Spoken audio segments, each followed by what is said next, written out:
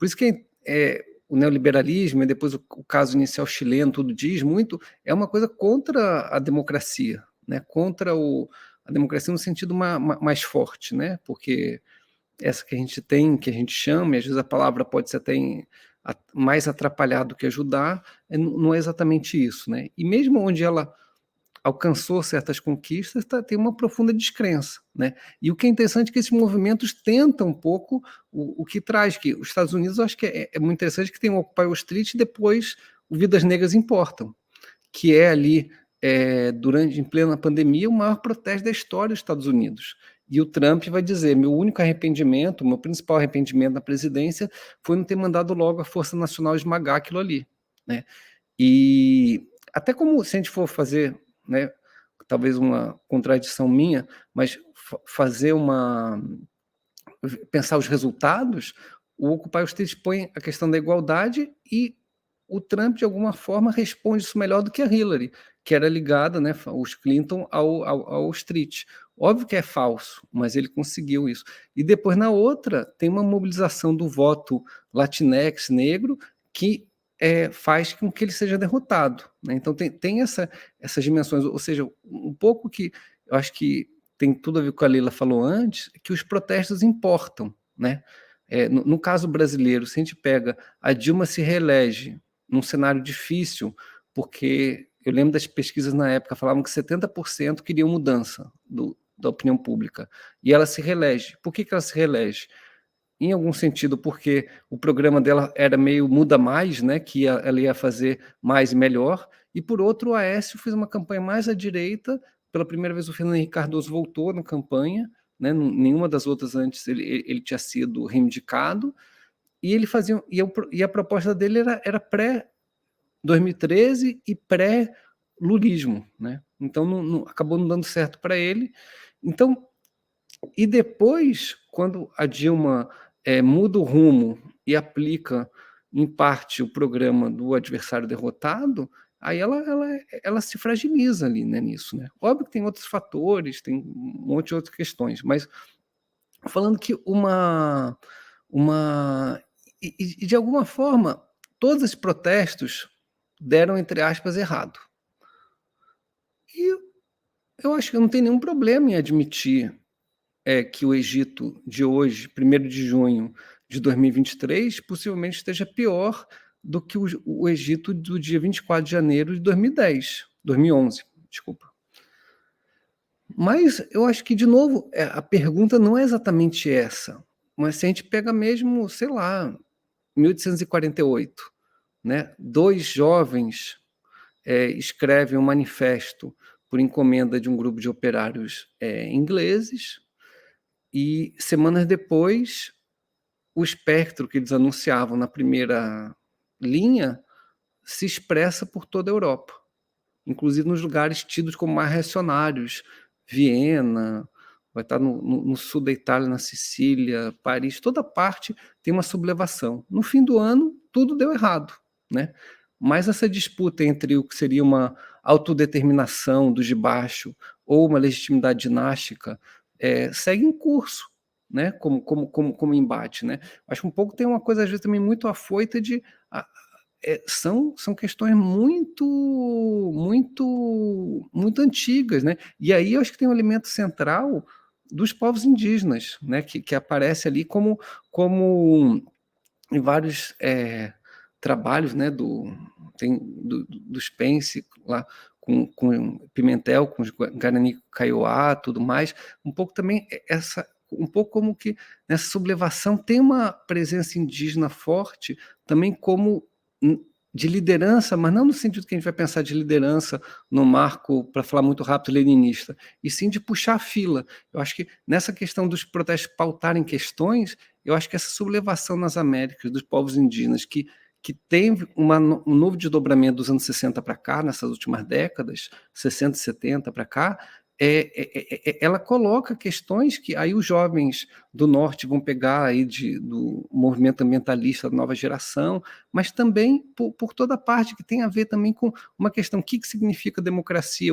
uma deliberação coletiva que não seja coercitiva, né? Que viver em outros marcos entre o que a gente chama habitualmente de humanos e não humanos, ou o que a gente chama de natureza, de forma possivelmente errônea, né?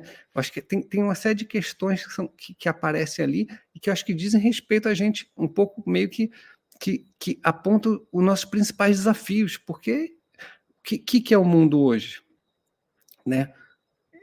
É uma questão climática gravíssima, que já aponta aí com fogo em muitas partes, seca em outras, inundações, tudo que a gente está vendo aí e que afeta, sobretudo, os mais pobres no planeta, né? Como a gente está vendo aí em toda parte. As desigualdades que não param desde os anos 70 globalmente de aumentar, né, dentro das sociedades. E aí, cada relatório da Oxfam é um pior do que o outro, né? E aí você não tem como justificar em nenhuma perspectiva ética, seja budista, cristã, ateia, muçulmana ou de qualquer outra religião ancestral, de você ter 8 pessoas com a mesma riqueza que metade da humanidade, né? E tudo isso, né, essa repressão que tem a resposta, né, neoliberal para falar rápido. Então, a partir dos anos 70, tudo, ela cria essa imensa descrença, né? Porque aí você fecha as possibilidades que estavam bem ou mal se expressando de uma democracia representativa, com uma certa igualdade de oportunidades em certos países onde isso foi permitido, tudo mais.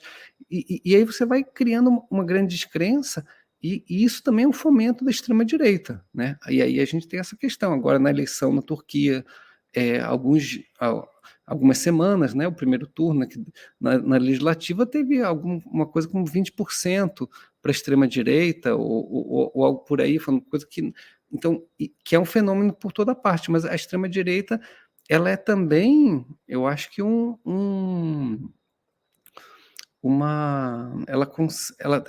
ela tem conseguido dar algumas respostas, um pouco a Leila falou, né, que é de, nesse momento de insegurança existencial generalizada, de colocar num terreno familiar, né, de concepções de Deus, pátria, família, que sejam, de alguma segurança existencial, né? E eu acho que os protestos, voltando e para fechar essa parte, eles trazem. Primeiro, acho que tem o elemento da explosão, que é importante, né? Como abre caminhos, né? Quando a pauta do transporte, ela não. Obviamente existia, mas não como debate. Tanto que até hoje, aumento de passagem é sensível em muitas cidades brasileiras. Não aumentaram mais como antigamente. E em junho, deixam de aumentar em mais de 100 cidades, né, que é um feito também importante. Mas também trazem, vamos dizer, esboços de novos mundos, novas práticas. E o papel da repressão, justamente, seja repressão suave, a que diz nada aconteceu, vamos ignorar isso e vamos continuar a vida como ela estava, que estava mais tranquila, mais fácil, mas também a repressão bruta, que a porrada, de endurecer a legislação, né, de impedir protestos, né, e da polícia, né, da polícia no sentido concreto dos guardas armados, e aí a gente vai ver, né, que uma das indústrias, inclusive no Brasil, muito bem, é do gás lacrimogêneo, né, de toda esses aparatos, né, de toda essa indústria securitária, que é uma que vai muito bem, né, no mundo todo, né?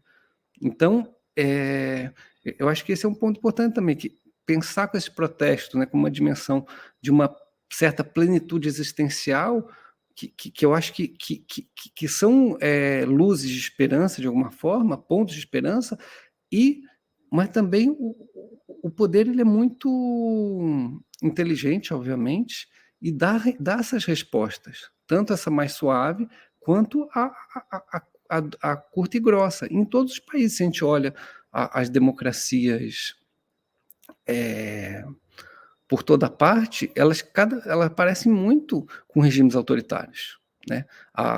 Obviamente que não é a mesma coisa, mas vai tendo uma convergência, né, e eu acho que isso é um ponto também, sobre o qual a gente tem que pensar, né. Ou seja, a gente não vai ficar, né, falando em falar em democracia sem falar em repressão, não tem, ficar fora da realidade, né.